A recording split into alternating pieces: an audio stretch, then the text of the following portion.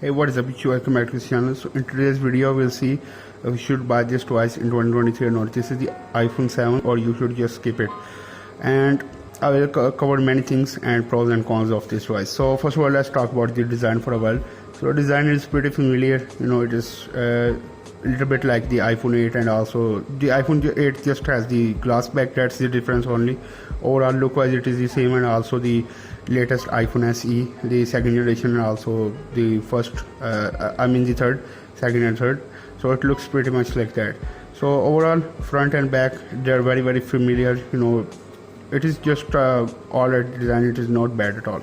So if you go from the bottom side, there are two speaker slots, but actually the one is speaker and one is the microphone, and the lightning, the famous lightning port, and two screws to open the backup. And on the right side is the SIM card slot and the power button, and on the top side there is nothing, no microphone or anything.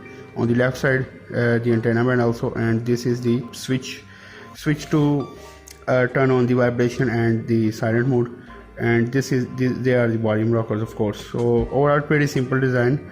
It is good design. The Apple logo here and the iPhone written right here, it is just a little bit gone from here, and all the details right here.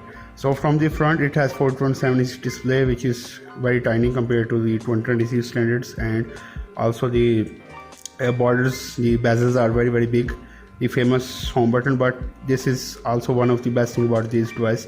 The touch edit is lightning fast, and the haptics, I will get to that in later in the video.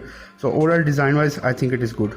Next thing we should see is the display. Overall 4.7-inch 750 resolution, which is not very good. 4.7 is a very tiny screen, but the pro is that you can hold it anywhere, but watching videos and anything, it is not very good. And the resolution is also not that great. It's 750, they say 720 obviously, but Apple always had this weird resolution in their phones, but it is 720 nonetheless, and it's 4.7-inch IPS display. It is not very good. You can see from the side, it just you can clearly see what happens. It is not like AMOLED obviously. If it had AMOLED, even if you do this, it will be like very clear. It is like an old laptop display, which is not very good, and they call it blah retina, and I don't know what they call it. So overall display wise it is not good. 60 Hz obviously. And the main thing about this device I like is the home button. Obviously I have told you before. So it is actually not the button, it is the haptic feedback button. So if you just press it, you will know what it is. It is not actually a button, it just feels like it's the 3D touch.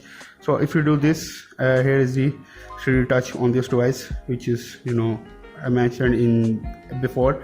So this I forgot to mention that this device came out in 2016, so which is pretty late. Now it is like like 4, 5, 6, 7 years. 7 years, it has been 7 years, almost 7 years this device came out.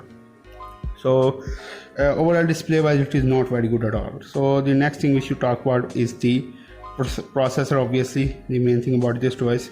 So it has Apple A10 Fusion chip, and which is not very good at all. And in 2023 standards, obviously when it came out it was one of the best processors available, but in 2023 standard it is not very good. So but one thing I really like about Apple devices is that they give software updates for years and years. Even though it is a almost 7-year-old device, they are still giving updates. It's running on 15.7 iOS, which is just insane that they give just so much updates on these devices, which is very good. They just keep them updated, even though there are not many features, but still they are updating it.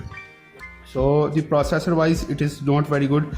The performance, it is alright. If you just browse social media and anything, it is good. But if you play games, bro, you cannot play games. That's what I was getting to. You can clearly see that it in the videos. I will link the videos in the description. I have done PUBG Mobile and Call of Duty gameplays like that. If you want to see, go ahead in the description. It just lags very much. It overheats and just completely shuts down the game. The battery time is also not very good. I will get to that also in the later. But overall it is not good at all. The performance wise it is not good. it is pretty bad.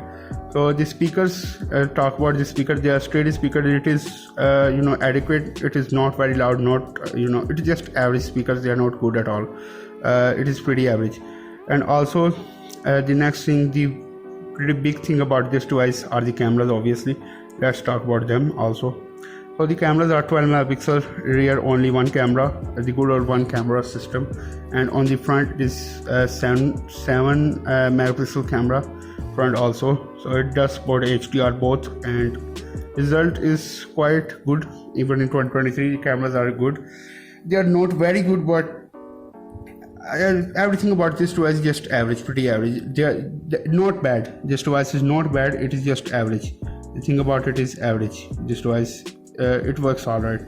So the video, if you talk about the video, it can go up to 4K 30 and 1080p 60. If you want to go 60, then you have to go to 1080p, which is good. The cameras are pretty adequate and they're alright for daily usage. If you're not a die-hard camera fan, this is alright for you. And the next thing we should talk about, the last thing, is the battery life. So the battery life is it's just trash, straight trash. I cannot say anything at all. I replaced the battery. You can clearly see it is on 100% health. They give the health option. You can still monitor. It is not showing the overall time. It can give me about 2.5 to 3 hours screen time, which is not very good at all. So overall, guys, this is it about this device. That's it. I think the pros and cons are right in front of you. The only pro is that it is still getting updates, and this obviously the very fast fingerprint scanner, also touch button. These are the pros, and the cons, there are just many cons about this device that you should not buy it. So overall, thank you guys for watching my video, and please subscribe for more amazing episodes, and peace.